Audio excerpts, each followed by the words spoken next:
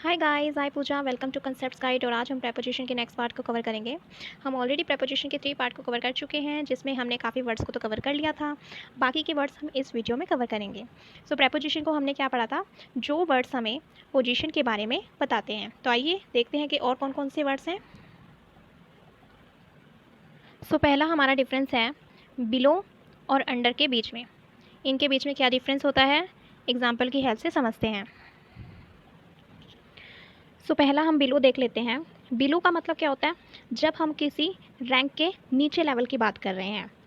जैसे कि हम इस एग्जांपल में देख रहे हैं कि वो उसको हाई कर रही है, लेकिन स्टेयर्स के नीचे से हाई कर रही है। किसको कर रही है, जो गर्ल स्टेयर के ऊपर है। तो जब भी नीचे रैंक की बात करते हैं हम, उसमें हम बिलो का यूज़ करते हैं। तो इस एग्जांपल में क्या आ जाएगा, she is waving at you from dash the stairs. तो यहाँ पे हम क्या यूज़ कर लेंगे, बिलो का। She is waving at you from below the stairs, क्योंकि उसने स्टेयर्स के नीचे से उसको हाई बोली है, तो नीचे रैंक के लेवल की बात हो गई, तो इसलिए हम बिलो का यूज़ करेंगे। नेक्स्ट है हमारा अंडर। अंडर हम नीचे रैंक के लिए तो यूज़ करते हैं, लेकिन जब कभी कवरिंग की बात हो, जैसे एक एग्जांपल में देखते हैं, ये कैट इस टेबल के नीचे है, नीचे लेवल की बात हो गई। और ये जो कैट है, ये इस टेबल की पूरी कवरिंग में है, टेबल ने इसको पूरा कवर कर रखा है। तो इस केस में हम इस क्या यूज़ करेंगे, अंडर का। तो इस एग्जांपल में क्या आ जाएगा, the cat is dash the table.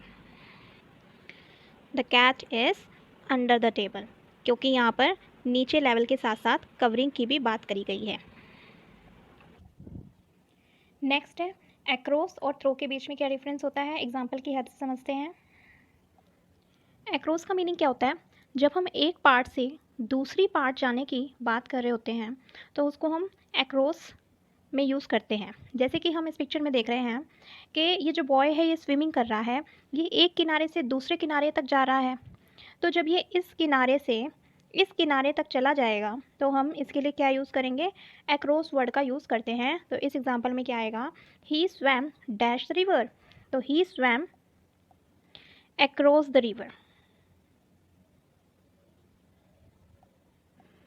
Next है थ्रो का हम कब यूज़ करते हैं, जब हम किसी चीज़ से गुजर कर जाने की बात कर रहे होते हैं, तो हम थ्रो का यूज़ करते हैं। जैसे कि एग्जांपल में हम देख रहे हैं कि ये जो बॉल है, ये सर्कुलर सिलेंडर से गुजर कर जा रही है, मतलब इसके बीच में से निकल कर जा रही है, इसको पूरा पास कर रही है।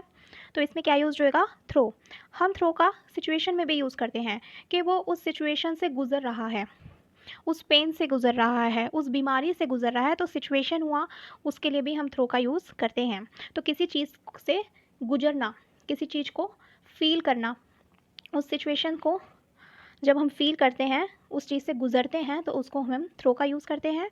और एक्रॉस क्या होता है, जब हम एक किनारे से दूसरे किनारे तक जाने की बात करते हैं।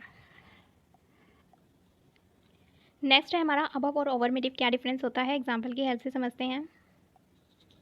इस पिक्चर में हम क्या देख रहे हैं कि जो बादल हैं, ये सिटी के ऊपर बने हुए हैं।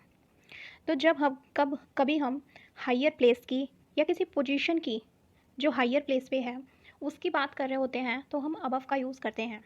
तो ये क्लाउड्स जो हैं, ये अबव द सिटी हैं, सिटी के ऊपर बने हुए हैं। एक हायर पोजीशन की बात हो रही है, हायर प्लेस की बात हो रही है। तो यहाँ पर क्या आ जाएगा, the clouds lingered dash the city. The clouds lingered above the city. Next है हमारा ओवर। ओवर को हम दो तरीके से यूज़ करते हैं, पहला है मूवमेंट और दूसरा है कवर्ड। एग्जाम्पल की हेल्प से समझेंगे। हमारा एग्जाम्पल है the cloud move dash the city. जहाँ पर भी मूवमेंट की बात हो रही होगी, वहाँ पर हम ओवर का यूज़ करते हैं।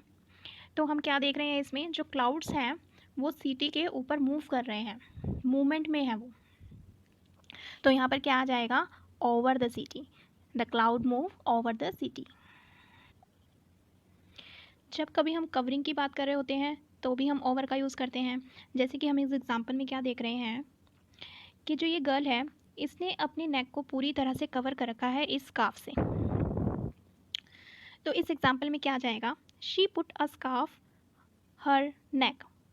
तो हम यहाँ पर कवरिंग देख रहे हैं स्कार्फ की नेक में, तो यहाँ पर हम ओवर का यूज़ कर लेंगे, she put a scarf over her neck. तो प्रेपोजिशन चैप्टर आज कवर हो चुका है। अगर कोई भी डाउट है तो आप मुझसे कमेंट सेक्शन में पूछ सकते हैं। Thank you and bye bye.